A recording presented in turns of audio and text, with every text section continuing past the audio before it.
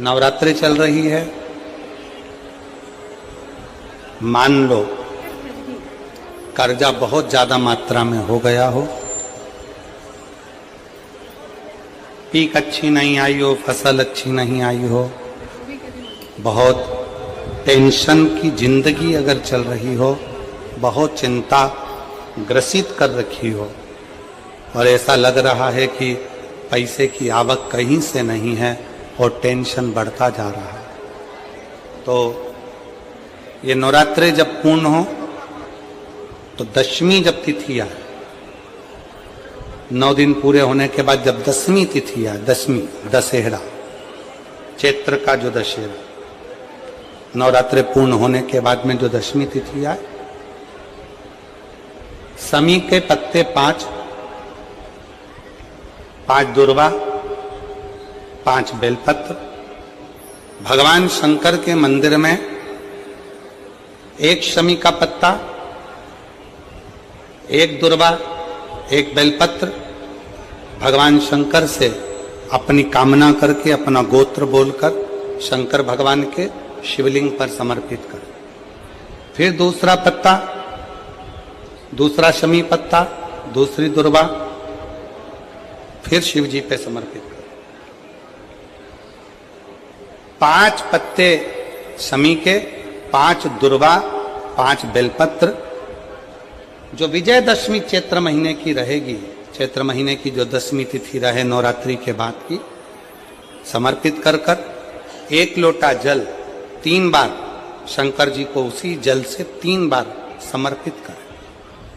अपनी कामना कर कर चढ़े हुए जल का भाग थोड़ा सा लेकर आए, घर के दरवाजे पर, व्यापार के स्थान पर उसका सिंचन करें और हृदय से बाबा से प्रार्थना करें, बाबा तेरे भरोसे हूं, बहुत चिंता है, बहुत टेंशन है, कर्जा बहुत है, दुख बहुत है, व्यापार चल नहीं रहा, तुझे संभाल। हमारा विश्वास कहता है 3 महीने के अंदर जहां भी कथा होगी वहां आपका खुद का पत्र आकर आप लिखकर भेजोगे कि मेरे बाबा ने मेरा हाथ पकड़ लिया, मेरे शिव ने साथ दिया।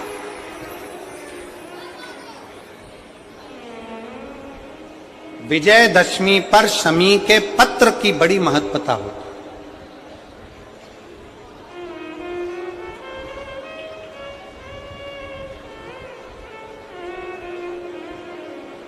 और नवरात्रि के बाद में जो विजयदशमी आती है, उस दशमी की बड़ी महत्वता होती है। धन की कामना के लिए, कार्य सिद्धता के लिए, भगवान शिव की अविरल भक्ति को प्राप्त करने के लिए शमी पत्र मूल होता है, मूल।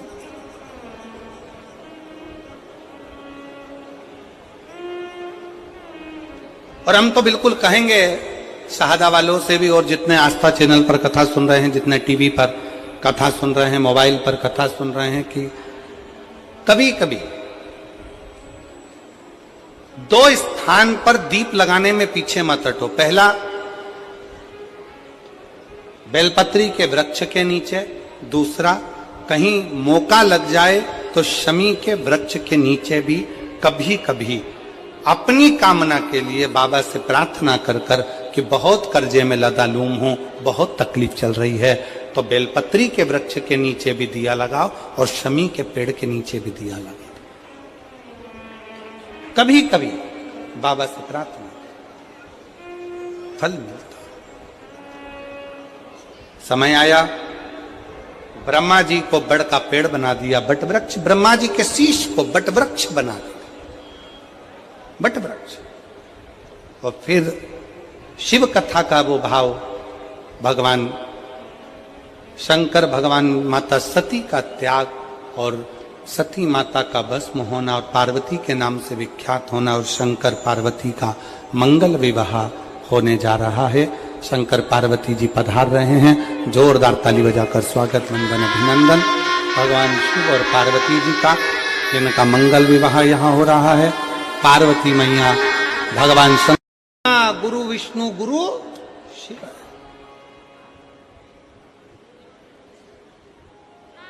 अब कहने वाले ने तो लिख दिया, इसको समझने वाला कैसे समझेगा? तो कहा 6 चीजें शिव महापुराण की कथा में पहुंचने पर गुरु के मुख से शंकर का गुणगान श्रवण करने पर 6 चीजें समाप्त हो जाती है। पहले नंबर पर शंका। जब गुरु कथा के माध्यम से हमारे भीतर की शंका को समाप्त करे तो समझ लो गुरु शंकर हो गया। गुरु शंकर। फिर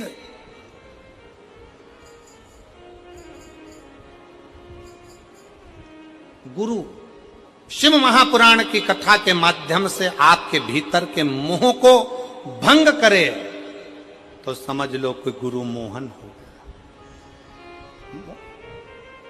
मोहन मिल गया। शंका गई शंकर मिला, मोह गया मोहन मिला। फिर कहा गुरु अपनी वाणी से शिव महापुराण के माध्यम से हमारे भीतर के विश्व को, हमारे भीतर के उस कटुता को, हमारे भीतर के विश्व को, क्रोध को समाप्त कर दे तो समझ लो कि विष्णु मिल गया। विष्णु। और गुरु हमारे भीतर के भ्रम को समाप्त कर दे तो समझ लो कि ब्रह्मा मिल गया। ब्रह्मा। और गुरु हमारे भीतर की दुर्गति को समाप्त कर दे तो समझ लो कि दुर्गा मिल गई। और गुरु हमारे भीतर के गुरूर को, हमारे भीतर के गुरूर को, हमारे भीतर के अभिमान को समाप्त कर दे तो समझ लो कि कोई गुरु मिल गया।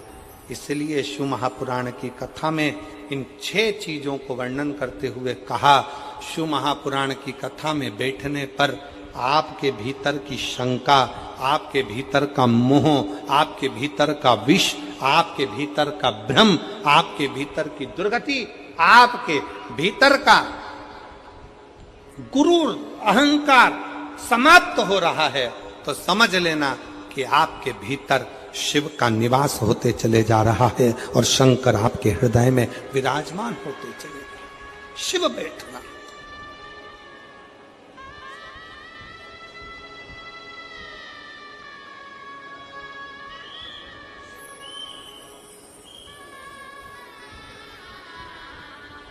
एक अभिमत्ता आपके भीतर से चली जाए, अभिमान चला जाए, अहंकार चला जाए।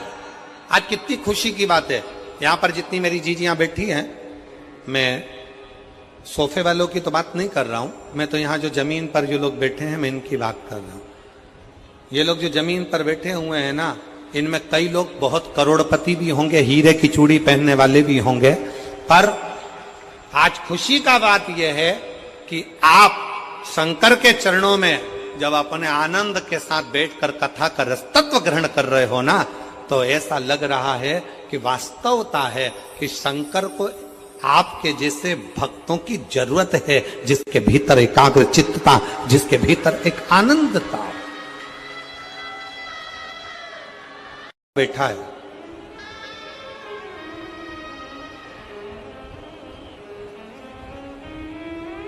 मनीष ईश्वर मालिस टेम्भा 14 साल का बच्चा है। कहीं बैठा हो तो बेटा खड़े हो सकते हो। मनीष ईश्वर मालिस टेम्भा सारंग खेड़ा का है, 14 साल का बच्चा, 14 साल, जिसको 2022 में कैंसर हो गया था और डॉक्टर ने उस 14 साल के बच्चे को घर भेज दिया था कि ये 5 महीने से ज्यादा नहीं रह सकता। 14 वर्ष।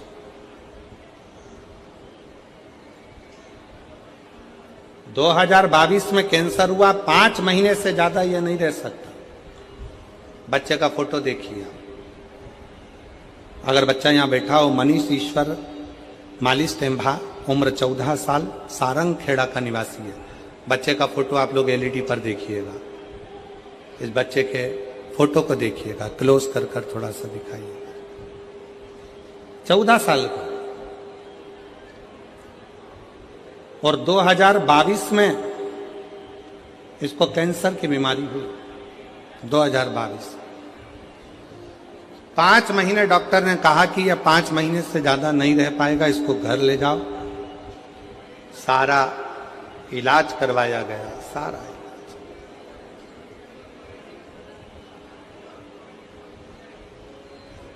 पत्र में लिखा, मेरा लड़का मनीष 2022 में इसको कैंसर हो गया। कैंसर हॉस्पिटल में इसका इलाज करवाया, प्रतिदिन बीमारी बढ़ती चली गई। डॉक्टरों के हिसाब से इसको घर भेज दिया गया। बेटे को घर वापस लेकर आ गए, क्योंकि अब जब शरीर में कुछ बचा ही नहीं है और 5 महीना है और बीमारी बढ़ती चली जा रही है, तो हम उसको घर लेकर आ गए। घर लाने पर हमने टीवी पर पहली बार आपका कथा देखी। मेरे बेटे ने कहा, मां बस यही महाराज को चला दो, मैं देखता रहूंगा। और 5 महीना डॉक्टर ने दिया है, मां इनको देखते देखते मैं चला जाऊंगा। टीवी चालू करके मेरी मां छोड़ देती, मैं टीवी देखता रहता। एक दिन मेरे बेटे ने मुझसे कहा, मां गुरुजी कहते हैं ना कि हिम्मत नहीं हारना, मुझे मंदिर तक जाना है। शरीर में इतना कष्ट था, लोटा हाथ में जल का भरकर बेटा मनीष मंदिर तक गया।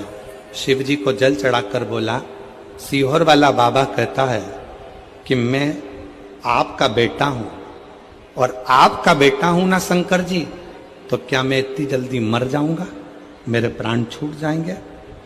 आप मुझे बेटा मानते हो ना बाबा, तो वो सीहोर वाले गुरुजी का कहना मानो और मेरा कैंसर ठीक करो ना बाबा। 5 महीने दिए हैं, जिसमें से 2 महीने निकल गए हैं, 3 बचे हैं। आज गुरुजी मैं छाती ठोक कर कहती हूं, आज मेरे बाबा ने 2022 में लास्ट तारीख दी थी और आज 2025 में मेरा बेटा पूर्ण तरह से स्वस्थ हो। हैरान है, सब टीचर भी सिर्फ 1 लोटा जल में इतनी शक्ति कैसे है, ये टीचर भी विचार करते हैं। और 2022 की बीमारी के बाद भी 2025 में आज मेरा बेटा पूर्ण तरह से स्वस्थ है। अब रोज स्कूल जाता है और शिव के मंदिर जाकर सफाई करकर 1 लोटा जल चढ़ाता है। 1 लोटा। मनीष अगर कहीं बैठे हो तो एक बेलपत्र लेने के लिए आ सकते हैं। मनीष ईश्वर मालिश टेम्भा सारंग खेड़ा के हैं। सारंग खेड़ा। एक विश्वास क्या है, आपको लगता होगा कि आप शिव पुराण की कथा सुनने जा रहे हैं। ए मेरी जीजियों, ए मेरी बेटियों, मेरी माताओं, मेरे जीजाओं, मेरे भाई, आपको लगता है कि आप शिव पुराण की कथा सुनने जा रहे हो, पर हमारा विश्वास कहता है, हमारा भरोसा कहता है, आप शिव महापुराण की कथा सुनने के लिए नहीं जा रहे हो, आप अपने बाप से, अपने पिता से अपनी बात करने के लिए जा रहे हो। अपने पिता से।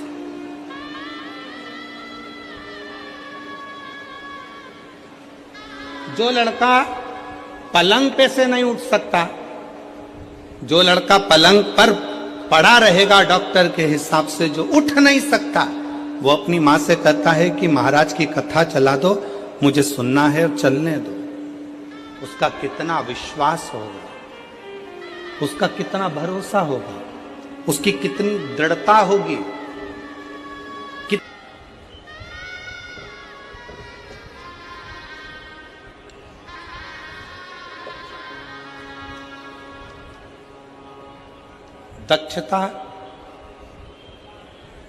दक्षता सोम संभोज सोम जी जाधव। पत्र में जरा पढ़ लो, हमको सुनाओ क्या लिखा है।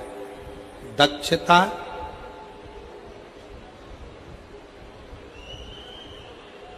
शोभा जी जाधव कि शोभ जी जाधव? ठीक है, तुम पढ़ लिए ना?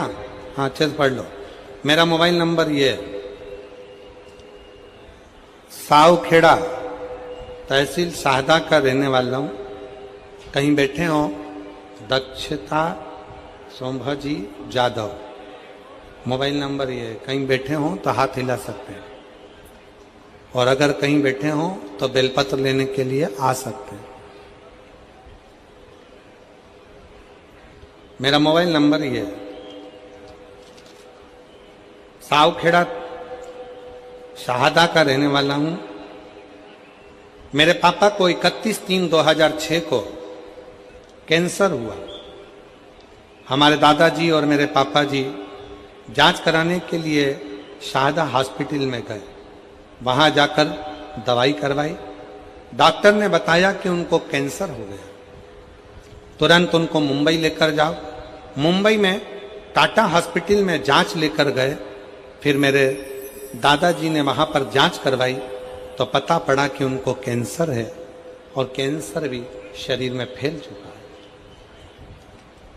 अब करें तो करें क्या? तब डॉक्टरों की दवाई लेकर जांचें करवाते हुए जो जो डॉक्टर बताए वैसे वैसे रिपोर्टें मंगवाते हुए हम उनको लेकर आ गए। डॉक्टर ने कहा ये तारीख दी है, इस तारीख तक वापस उनको लेकर आओ। हम फिर पुनः उनको लेकर गए। कैंसर की फिर जांच कराई तो कैंसर का क्रम बढ़ता हुआ दिखा। तभी मेरे पापा के दोस्त ने मुझे बताया कि टीवी पर, मेरे पापा के दोस्त बोले कि टीवी पर आस्था चैनल पर शिव महापुराण की कथा आती है, वो प्रदीप मिश्रा जी कथा सुनो, चालू करो। और हम रोज शिवजी के मंदिर जाकर 1 लोटा जल शिवजी पर चढ़ाकर बेलपत्र लाकर पापा को खाने के लिए दिया करते। फिर हम और मेरे पापा रोज मंदिर जाने लगे। फिर कुंदकेश्वर महादेव का नाम लेकर बेलपत्र को खाना चालू किया। हम जो आस्था चैनल पर कथा सुनना चालू किए, हम जो आस्था चैनल पर शिव महापुराण की कथा आती थी उसे कथा को सुनते थे। कथा सुनते, जब मालेगांव में कथा हुई तो हम वहां पर 1 दिन की कथा सुनने के लिए आए और फिर भोले बाबा से प्रार्थना करी, बाबा मेरे पापा को कैंसर है, ठीक कर दो ना बाबा।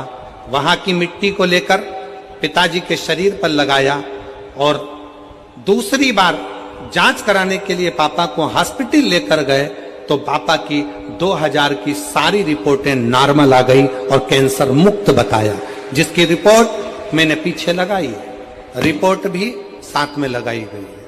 यह शिव तत्व है। कहीं बैठे हों, दोनों रिपोर्टें उन्होंने लगाई। और दक्षता सोमजी जाधव, मेरा मोबाइल नंबर ये है।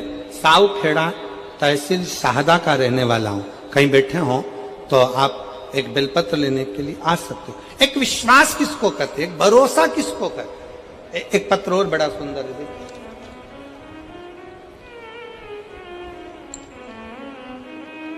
मेरा नाम रेखा रमाकांत पाटिल, तालुका शाहदा, जिला नंदुरबार, मुकाम पोस्ट धुरखेड़ा की रहने वाली हूं। कहीं बैठी हो तो हाथ हिला सकती हूं। मेरे पेट में 10 जून 2024 को अचानक तेजी से दर्द होने लगा और शाहदा के हॉस्पिटल गई तो डॉक्टरों ने कहा कि आपके गर्भाशय में गांठ है, आपको ऑपरेशन कराना पड़ेगा। मैंने फिर से नंदुरबार के हॉस्पिटल में दिखाया तो उन्होंने भी वही कहा था जो शाहदा के डॉक्टरों ने कहा था। मैंने उन डॉक्टरों से 15 दिन की मोहरत मांगी। मैंने उस 15 दिन में गुरुदेव हर रोज शिव कथा सुनती, 1 लोटा जल चढ़ाती, सीहोर गई, वहां से रुद्राक्ष लाती और पानी पीना चालू किया। हर रोज बेल का पान शिवजी को चढ़ाकर खाना प्रारंभ करा। कुंदकेश्वर महादेव का नाम लेकर बेलपत्र खाती। खाते खाते 10 दिन निकल गए, 14 दिन निकल गए। फिर वापिस जांच कराने के लिए पहुंची, सोनोग्राफी कराने के लिए गई तो डॉक्टर के पास जाने पर पहले श्री शिवाय नमस्तुभ्यम का जाप कर कर, भोलेनाथ जी से प्रार्थना कर कर और फिर सोनोग्राफी कराई तो बाबा की कृपा से रिपोर्ट नॉर्मल आई और डॉक्टर ने सोनोग्राफी की रिपोर्ट में बताया कि गठान नहीं थी, गठान गल गई है। मैं बाबा को यहाँ धन्यवाद देने के लिए आई हूँ। कहीं बैठी हो, रेखा रमाकांत पाटिल, तालुका शाहदा, जिला नंदुरबार धुरखेड़ा की रहने वाली है, कहीं बैठी हो तो एक बेलपत्र लेने के लिए आ सकते।